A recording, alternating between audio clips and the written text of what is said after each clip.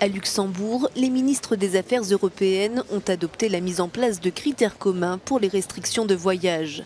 L'objectif, éviter la cacophonie observée en mars avec des États membres qui ont fermé leurs frontières en ordre dispersé pour faire face à la pandémie de Covid-19.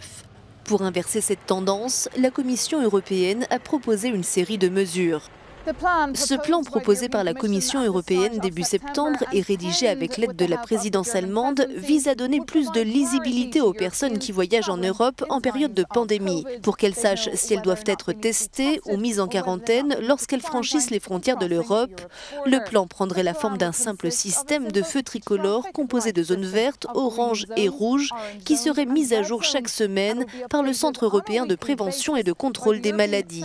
Selon la présidente de la Commission, Ursula von der Leyen, qui s'est exprimée hier en visioconférence, cela permettrait d'éviter aux États membres de l'Union de prendre des mesures en ordre dispersé, comme cela a été le cas sur le continent au début de l'année, et de faire en sorte que les frontières européennes restent ouvertes. Seul problème, ce plan a été approuvé au moment même où les cas de Covid-19 se multiplient dans toute l'Europe.